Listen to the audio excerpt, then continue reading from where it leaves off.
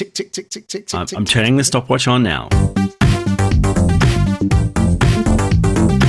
You're listening to Nerds Out of Water with Michael Lobb and David Kemmis.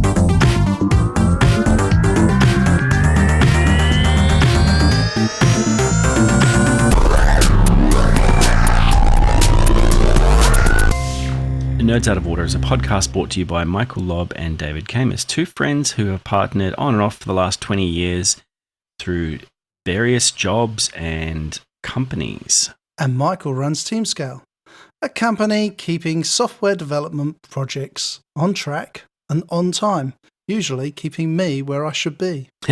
And David runs One Bright Cloud, where he heads up a team of techs and futurists looking at autonomous vehicles, AI, and digital transformation.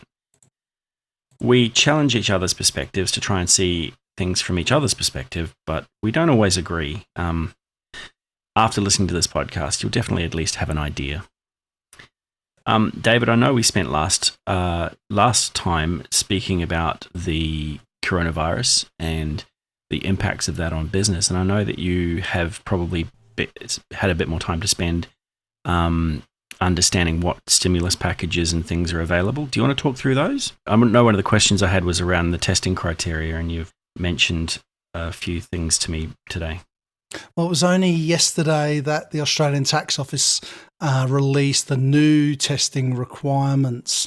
They had a lot of complaints because the JobKeeper stimulus package, this is the approximately $1,500 a fortnight for keeping employees on package, was removing hundreds of thousands of small businesses. And mainly businesses that were under 3 years of age were being classed as a startup. And that changes a lot of things, because 3 years of age is a long time to be running a business and then being called a startup. What are your thoughts? I agree. Yeah. I mean, to me, a startup is like, they've been operating. I think it's also not necessarily an age, but more of a mindset. If you've been running for 3 years, then you've pretty much been, you've been through that startup phase, and you should be moving into another phase. Otherwise, where are you at? But I do know some companies that have been running for 3 years, and I would still consider a startup. So, well, there's a good point. So you and I we deal with a lot of startups, and that initial startup phase is where your heart's in it, you are pushing for everything, and you really want to make this work. In my view, after 3 years, you've got over that. You are now, your heart's still in it, but you're pushing to keep the business evolving and to obtain new work. But what's happened with the testing criteria is they've responded to some of these statements. And there is now, if you fail that first round of testing, and you've got a response saying that you have not been approved, then appeal it, because the new criteria covers new businesses. So businesses that are commenced after that comparison period started, as well as those businesses that may have been acquired through the parent company, or they've changed or restructured. Because this is what's been going on as people have been seeing what's been coming down the track. What about those people affected by other natural disasters like the bushfires recently? Yes, so the people who have been affected by the droughts and also by the bushfires and then the floods after that, their income has been substantially reduced for a period of time. So the ATO looked at that and understood that now they're coming through that to the other end. They need to look at how much they can provide those businesses on a previous comparison. So that's going back over that previous periods where they've been making a profit. Right, so back to, say, 2016 for some of them. And also, along with some of the sole traders, small companies were being covered, but some of those sole traders and partnerships were not being reviewed. They were getting instantly denied. And so my strongest thing to you all is there's 7 new criteria. Have an appeal it and see what comes out of it. Yeah. What about We all know where COVID-19 started. We know it's a H1N1 style of virus. What about countries like Turkmenistan who are banning the word COVID-19 or coronavirus? Now, that means instantly they have 0 affected people. It's an interesting way of curing a disease if it doesn't exist. Yeah, if it doesn't exist, no one can have it. It sounds to me like something North Korea would do, though. And North Korea, they've done a very similar thing. They've said that they don't have any affected people. They've tested, and they don't believe there's anybody in North Korea with the coronavirus. There's a lot of conspiracy theories around this, isn't there? Like the anything from lizard people through to 5G. Where do 5G? How do people get off burning down 5G towers because it is transmitting COVID-19? You know me, I love the odd conspiracy theory, but radio waves don't transmit disease. But you never ever know, do you? What happens if it is one of these? It may be a radiated style disease that we haven't actually worked out yet. No? I could. You're not coming down. I could start that path sentence me at with, all, "Hey, are you?" well, I'm not a insert whatever it is I need to be to understand this better. I'm not a rocket scientist, but I guarantee you that the people that are saying this aren't either." So across the UK, there have been 50 fires destroying 5G cell towers. Yeah. So that's ridiculous. Yeah. Why do you do it? Why do people think like that? Is it just arsonists who want a good excuse? Maybe. Because I don't think it's a good excuse. Yeah. Look, I don't really know. I'm not one who buys into conspiracy theories without a lot of evidence. I know that there's a whole fake news agenda that, if we've got one set of news that is saying one thing and then there's another set of news that says another thing, then they'll both battle to get the highest level of confidence in that news so that they can come out on top. But we should be basing our understanding of this on facts and on science. Science is inherently based on proving people wrong. The idea is that you get someone else to check your work and someone else to check your work, and that happens continuously until someone finds a flaw in it, and then everyone goes back and tries to find the next, tries to find out how that works. I just don't understand how some of these theories have got to the point where people are burning down 5G towers. No, me neither. And I think most of the world believes from the science point of view, and you're always going to get theories coming out and fake news coming out. But I think we need to really push what we know from a science point of view to get through this. There are many hundreds of millions of people who are going to be affected, who are affected, and nearly 200,000 deaths directly attributed. So let's just for the moment suspend reality and put yourself on the other side of that argument.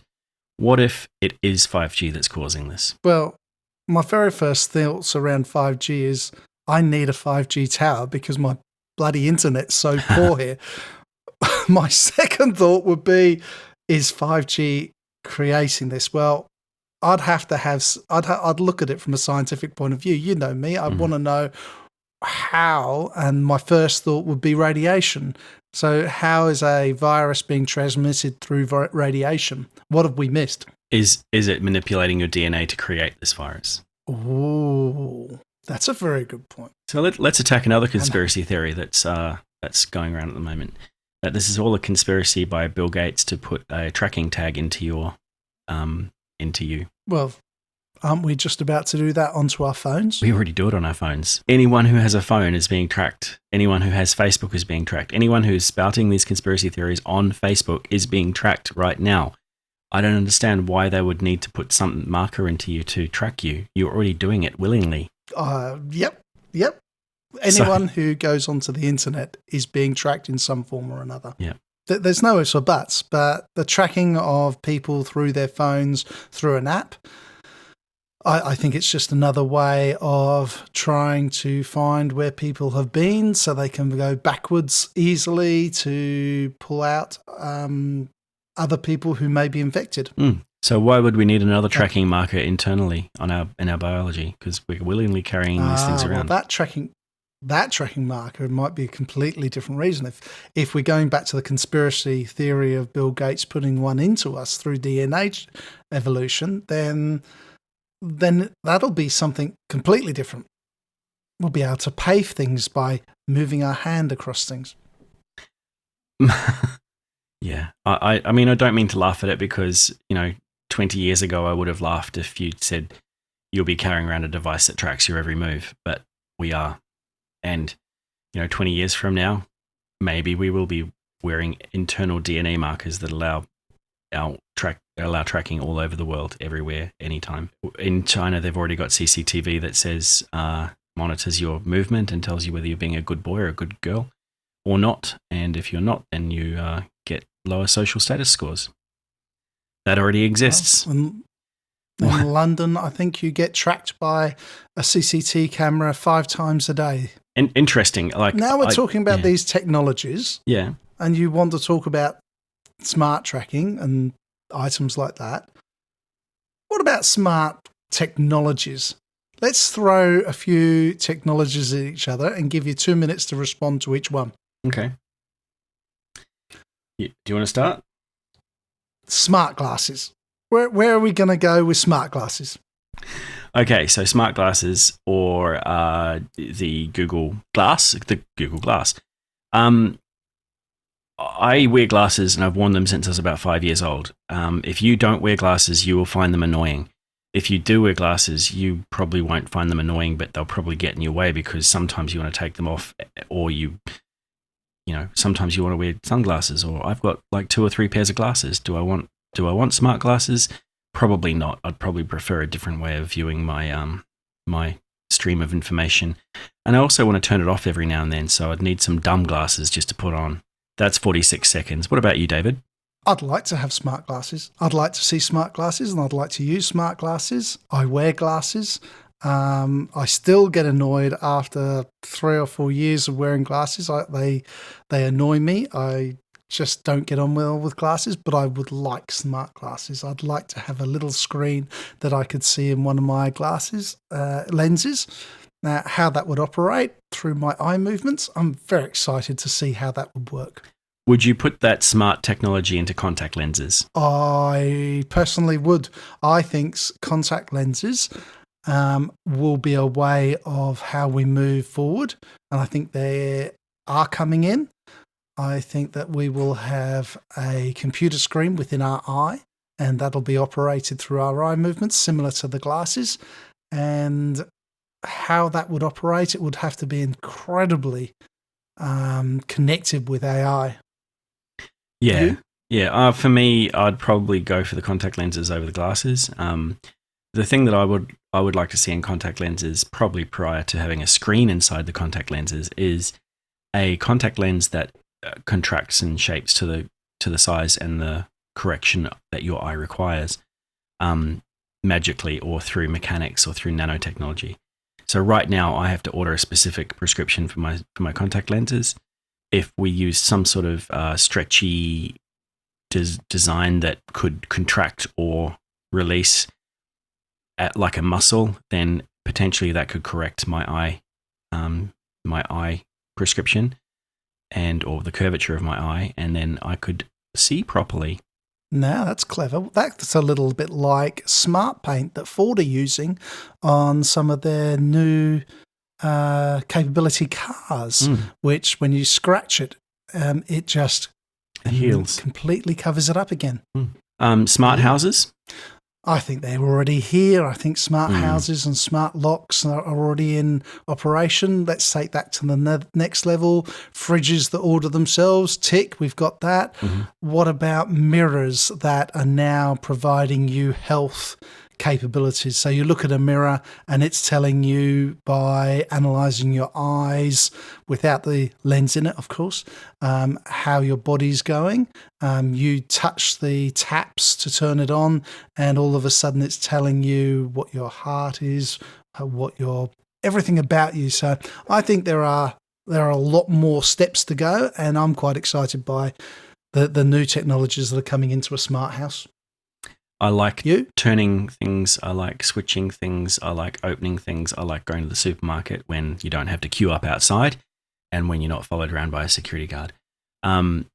So I like that tactile manual method of doing some things. Smart houses or smart homes. I have some smart home devices, but I don't use them as often as I should. I try my hardest to embrace it, but like I said, I love the tactile manually switching on things and closing things and turning things. What about holographic displays? You mentioned mirrors just now. Like, what about a holographic display? I mean, imagine so excited. The iPhone 45 with, the hologram version. Well, first of all, I won't have an iPhone 45 because I won't have the iPhone. But my Samsung 201 Plus will have that holographic communication device where it pictures up somebody that I'm talking to. And when I'm speaking to Yoda will actually be there directly in front of me. I'm quite excited by it. How that's going to work from a small device capability, I don't really know. I've seen it happen with lasers and with holograms on a table. So they've developed a table that has multiple projectors, I suppose, making that hologram. But I think this is a technology that is going to come. And I think both this technology and the smart house technology, because of COVID-19, will be really coming up faster. We won't be wanting to touch taps and sinks and doors. We won't be wanting to open the cabinets at the supermarket. We'll be wanting it to open themselves to provide us the food that we're thinking of. Sorry to take away your tactile side. Well, that comes back to the food replicator, doesn't it? I mean, once we invent a food replicator, then we don't need to go to the supermarket at all. We just tell the food replicator, hey, build me a burger, and it will find all of the right proteins and it will use all your health data from whatever it's getting it from the mirror, and it will tell you, here is your burger. It's made completely out of plant products that have been simulated in some sort of generation device, and then it prints the food for you and colors it, and it looks like a burger, tastes like a burger, but it's actually just made up of all of the right amino acids and proteins that you need. So is that our next project?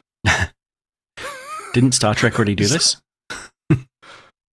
So we'll just take we'll copy them. Yeah, look, for me, the thing that I may be interested in, as long as it wasn't connected to an internet of sorts, is the ability to interface into your own mind, or use your mind to control things. Now, I know that there are some people who are doing this at the moment, especially with prosthetics, where they use stimulus from your brain to move particular limbs that are robotic. And that, I think that's going from the last time I saw that on a science channel on YouTube, it looked like they were actually making progress with that. I'd like to be able to download ideas. Every now and then I have an idea for an article or just a diagram that I've come up with in my head that I would like to be able to dump onto something. I don't know if that's ever going to happen because it's a bit far-fetched, but the one thing that I'd really love to be able to do is replay my dreams. Okay. Let's take that in two parts because I'll touch the dreams secondly. Quadriplegics have been using direct brain interfaces for some time. As you say, to move prosthetics and the like. I think that the original idea, sticking an old USB into the USB port on your neck, I think that might be a bit far-fetched. But I do believe that we'll be able to connect through to the internet using our brain and download that information into our brain. The problem there is how much information can you take into your brain? And I think this is coming down a bit like Matrix. Wasn't it Matrix that had the problem? The issue isn't how much you can take into your brain. The issue is that your brain takes up something like 2.5 petabytes. Now, that's a lot of information to be able to store on a hard drive. You can't buy a petabyte hard drive at Harvey Norman yet. So you'd need a fair bit of, we're going to need a fair bit of technological improvement to be able to store that. What do you think? But you're talking about downloading the brain. I'm talking about downloading information into the brain. Yeah, if you've got 2.5 petabytes of space in your brain and you're only using 80% of it, then you got space there, man. And besides, you can always bump it up. I know how often you look at YouTube. There's 2.5 petabytes in one night. So the last one is my favorite, which is alternative forms of transporting people. I believe that cars and other transportation flights, they're going to be redundant in the next 1,000 years. I would like it to be earlier, but I'm going to say the next 1,000 years, we're not going to be using cars, trucks as we know it today. Molecular regeneration in another space. That's probably one way of doing it. I don't know if there's a way of transporting matter through space, and if we can do it through space, then can we do it through time as well? What are your thoughts on alternative forms of transporting people? The old Back to the Future time machine. I think this is a great idea. I don't know how it'll work. I think you're right. And I like your time frame, 1,000 years. 1,000 years is a very, very long time in IT world. I think it will happen. We'll jump into a fax machine and we'll pop out the other end. Hopefully it won't have the rollers so tight as the fax paper. I agree. I think it might happen. I just don't know how we're going to get there. We would have to really work out how we're going to design that removal of matter and then putting matter back together again, that regeneration of matter. What's your take on the ethics of, say, the transporter beam on Star Trek, where in theory, every time you're transported, you die and you're regenerated somewhere else? That stops you being in two places at one time. But do you think that that's ethical? Like you're just a copy of yourself when you arrive there. Do you think that would make you, over time, how you'd photocopy a photocopy of a photocopy of a photocopy? It's going to turn out a little bit weird. So my very first thought was, holy moly, what happens if somebody gets in there and alters my DNA as I'm transporting and I end up with two noses, or I end up with a brain that wants to go and remove a president from some country? I hadn't thought of that. It's quite a major thing for my head. Safety and security is going to have to be a major component of that, even if we can figure out the technology to start with. But maybe for freight, that might be a start. For non-living items, I think you've got a very good way of putting it, yeah.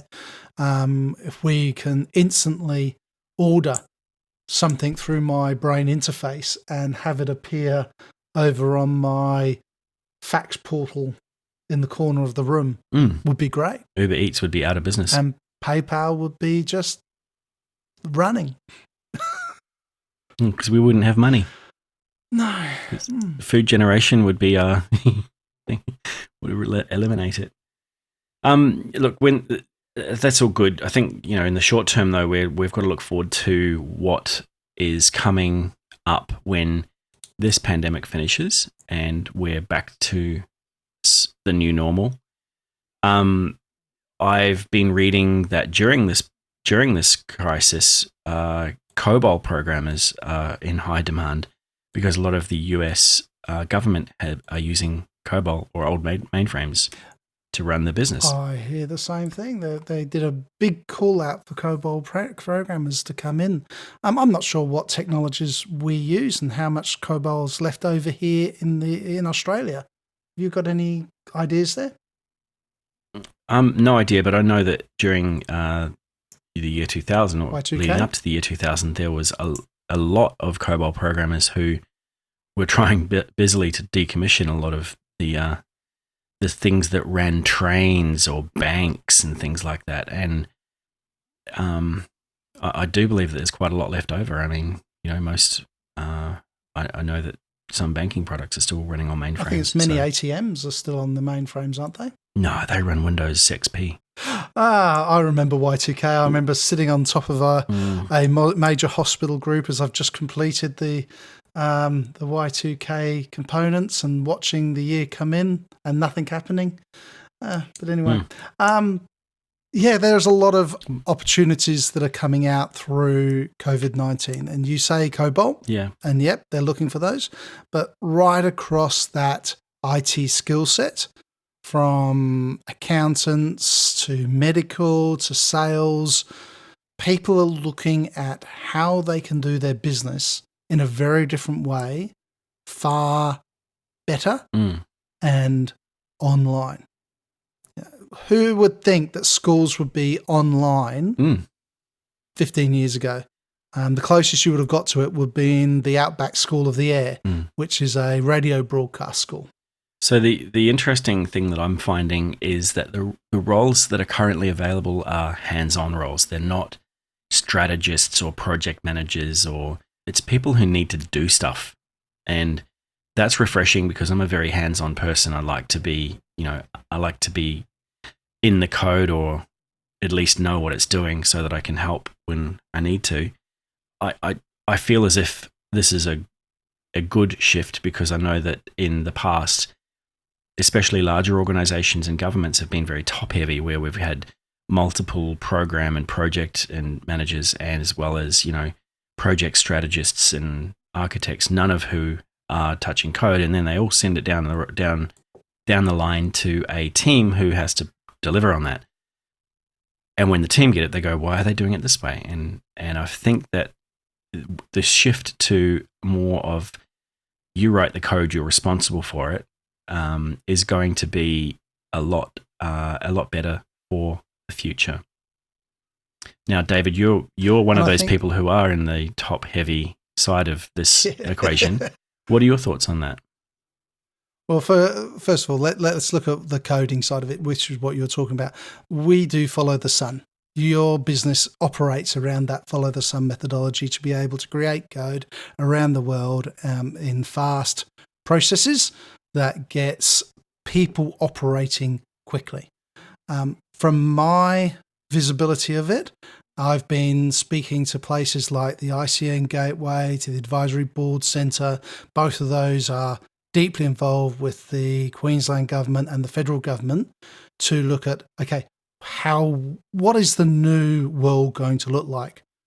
What are we going to develop? What are we going to start outsourcing and keep outsourcing, because it seems to be operating now in that new world already.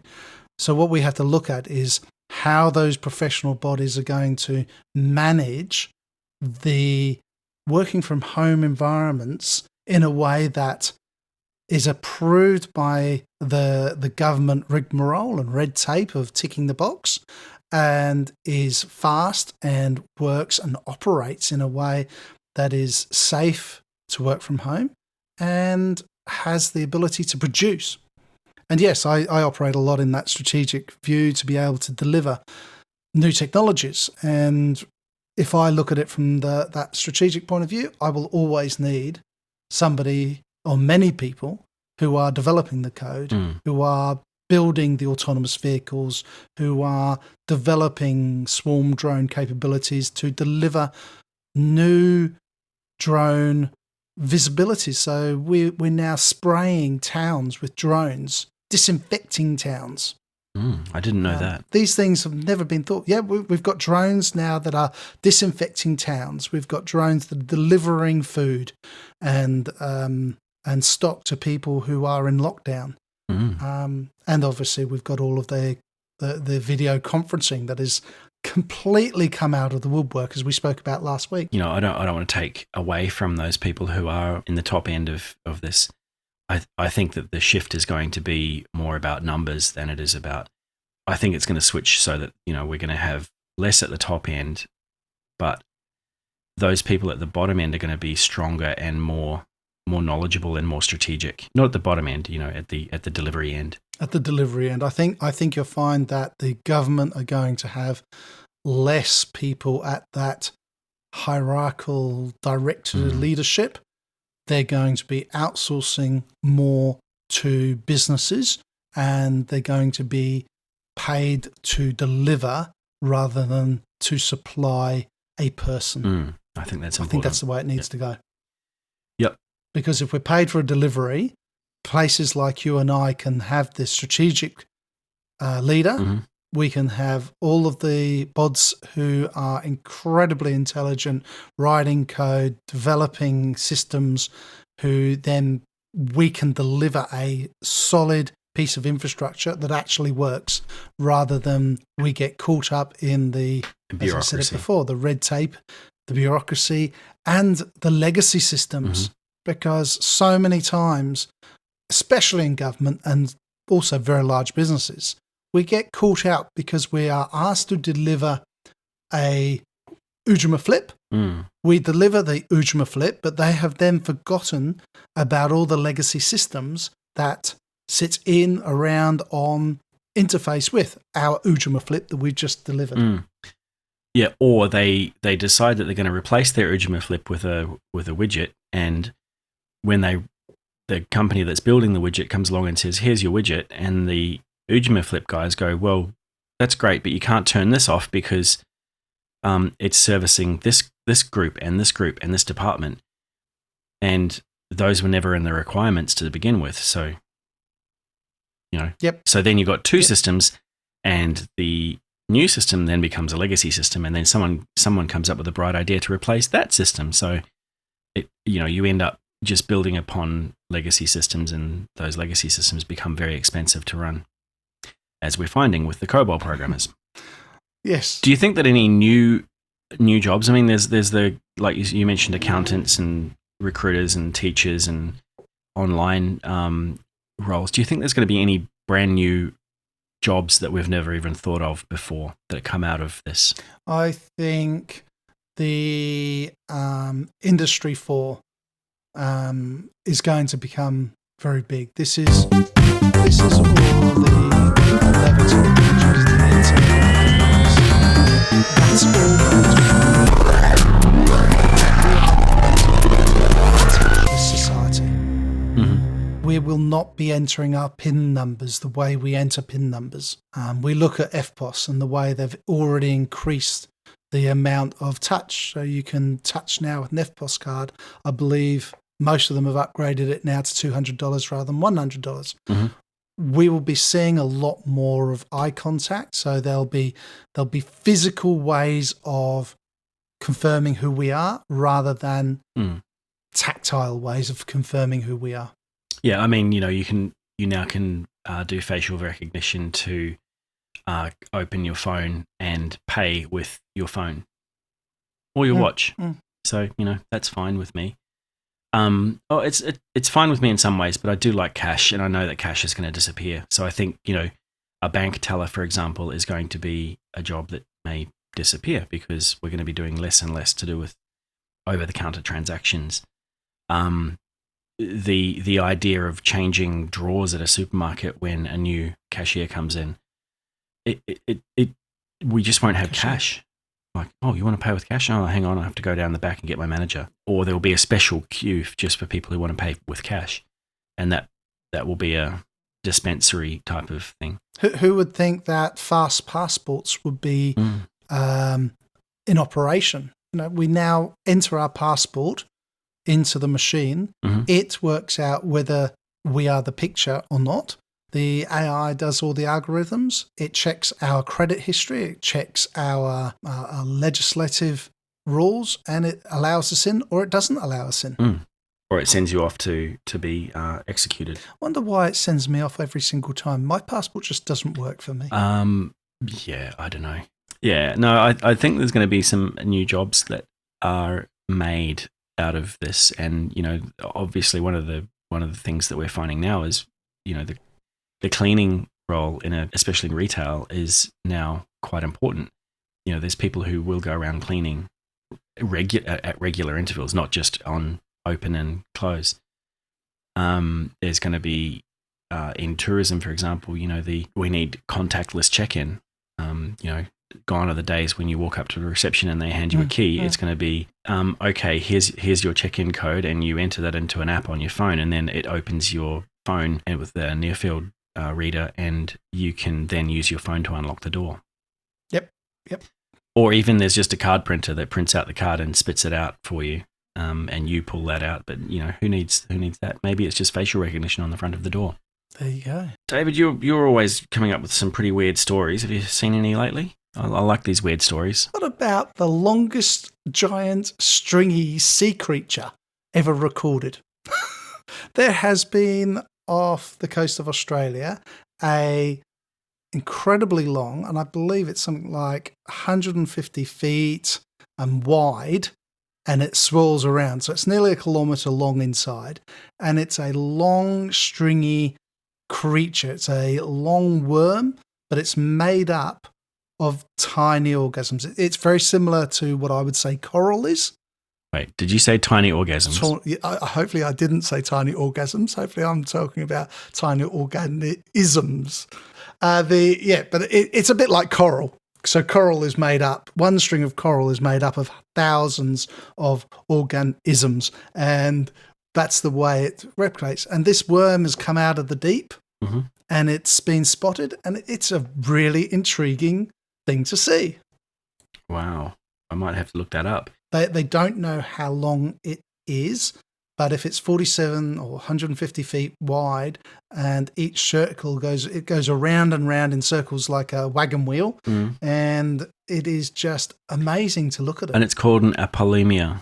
Apolemia, yes. It's just over half a kilometre long, wow. 631 metres long. That's crazy.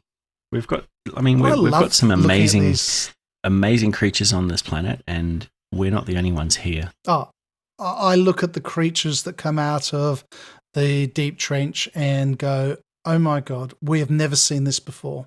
And people wonder why we have things like the Loch Ness Monster. I still believe there is something that comes into the loch every so often that is visible. And this is the sort of thing that comes out of those deep sea trenches. Yep. And we would never know about it until we saw it. And now some people are photographing it. The way they operate, well, this particular one operates off of a single strand with all of, and my words, polyps hanging off of it that are living creatures, all operating as a single entity. Right. Amazing. What have you got? Got anything else for us? I've got the doom and gloom. Antarctica experts have warned that the ice continent's Denman glaciers are far more vulnerable than anticipated, and they're suggesting that climate change could have apocalyptic repercussions if you didn't need any more convincing. And, with the COVID-19 crisis going on, we've kind of forgotten about climate change. I actually think this time is great for our planet because it's actually improving things no end, but, there's still climate change happening. What are your thoughts? Well, with the doomsday work that's happening, yes, the glaciers are melting. Yes, I have no doubt we have major problems with the heat we generate, the gases we generate. I look at complete worry at the micronuclear reactors that they're trying to bring into Australia because they're meant to be safer. With those, each individual nuclear reactor itself may be safer because they're very small. Well, small compared with a nuclear reactor. They're about 4 meters high and 2 meters across.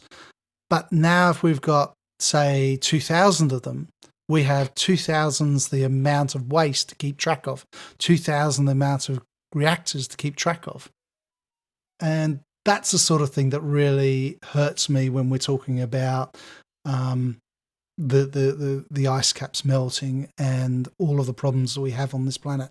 I'd like to touch on the nuclear power because the nuclear reactors that are dangerous and that have caused problems were designed in the 60s or earlier and were built in the 70s. The nuclear reactors, these mini nuclear reactors, actually use some of the newer designs use spent fuel rods, so acres and acres of used fuel rods in nuclear waste areas that cannot be used, and they need to be buried, for their 2 million year half-life or whatever it is.